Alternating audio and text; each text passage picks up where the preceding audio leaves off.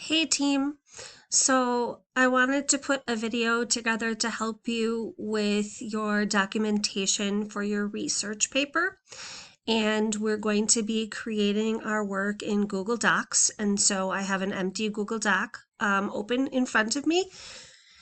And I want to show you the options that we have for documenting information. All right, so as you're typing your paragraphs, remember introductions and conclusions, we normally don't have footnotes or document quotations and things like that. That's usually saved for the body paragraphs. So I'm just going to type a simple paragraph about a topic in ancient Egypt so that I can show you some of the different methods of documenting where you get your information. Okay, so the ancient Egyptians.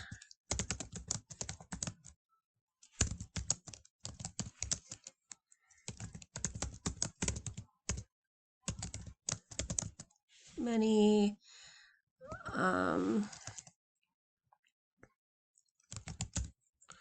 makeup habits, I guess. All right, so it's very simple. Topic sentence, not great, but it does its job.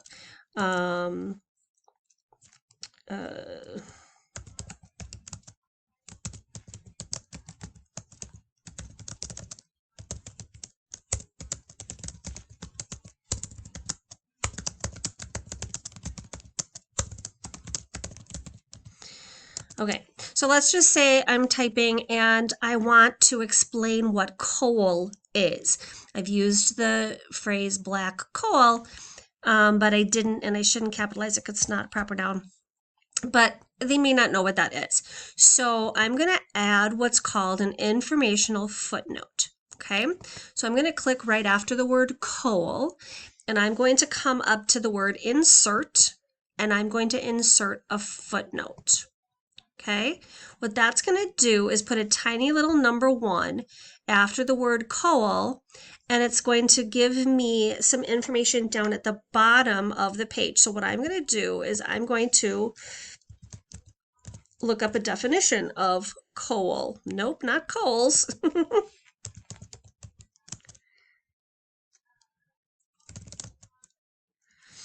Coal for eyes. All right, let's see what it is, or define.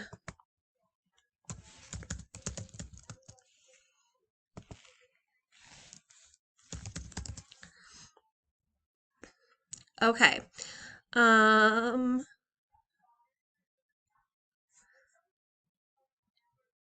Traditionally made from grinding stibnite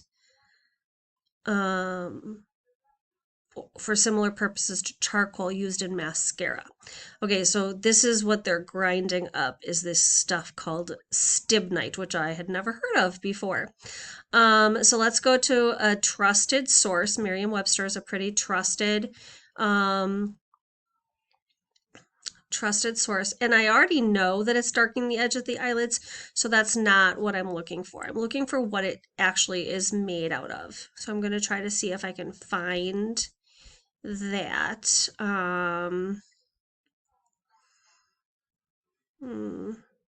Nope. So I'm going to just go ahead and use this.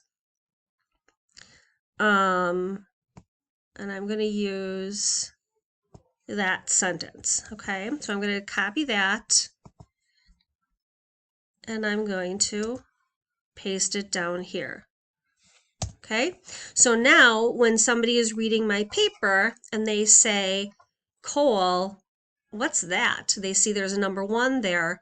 They can come down and just by insert footnote, now I've got a definition. Okay, so for your Egypt papers, I want at least 1 informational footnote somewhere in your paper where you explain something.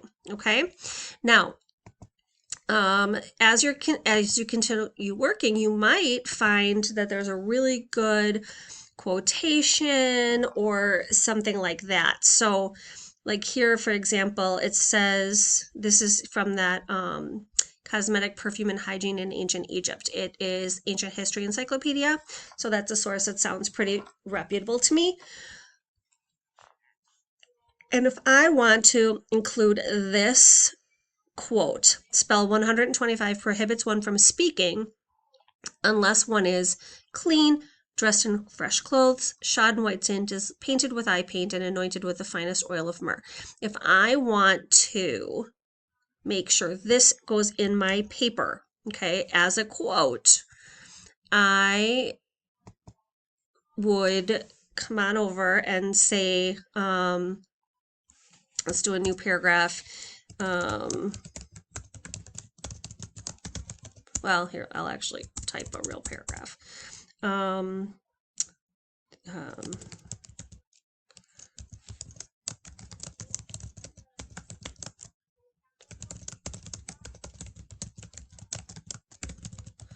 Okay, so if I do that and I paste my quote in there, making sure I don't want to have different fonts or anything like that, I'm going to make sure that it is consistent.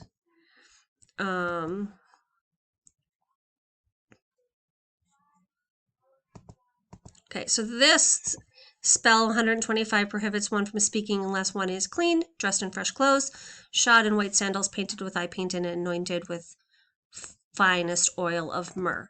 I obviously did not write that. So I need to insert a citation. Okay, now I could do another footnote, and instead of making it an informational footnote, I could have it be a bibliographical footnote where I include the title of the article and the author of the article and the web address. That's another way that you can use footnotes, okay? And you'll see that in the document that's associated with this video. But, sorry about that. So you're gonna go to Tools, okay? And in Tools, you have Citations right here, okay?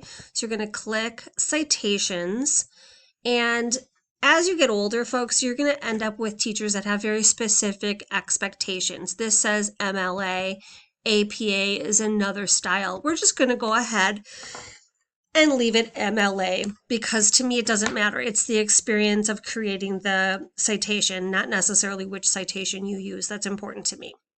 So we're going to add a citation source, and we have to say, okay, this is a website, okay, and now I have to go get information from the website. So I come on over here, and the first thing it's asking me is the author. And this one does have an author. It's Joshua J. Mark. So I'm going to type that over here.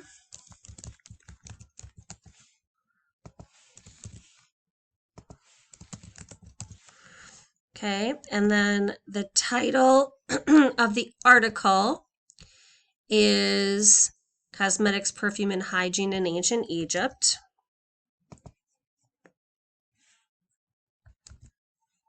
And then the website title is Ancient History Encyclopedia.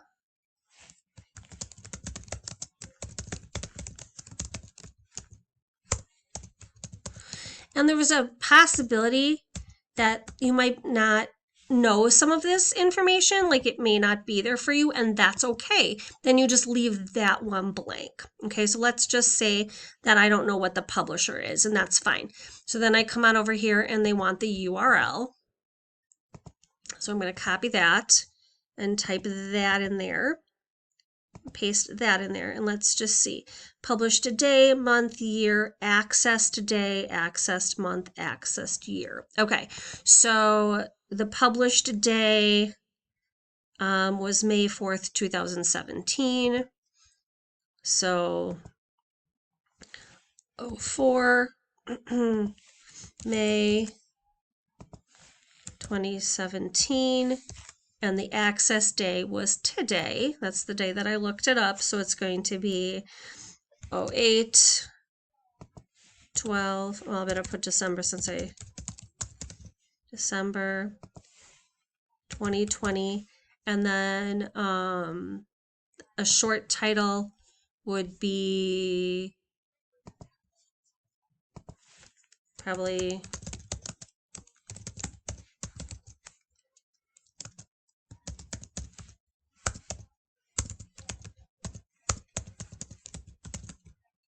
okay, and then I'm going to add that citation.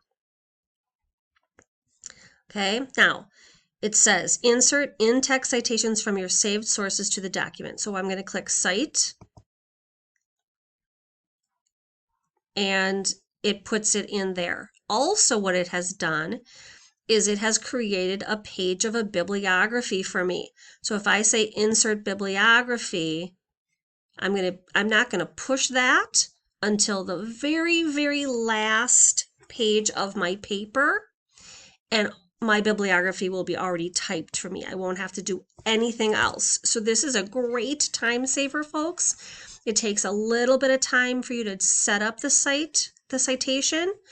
You are going to be expected, remember, to have 3 sources, and you can do it all right here in our document. So here I've shown you a footnote.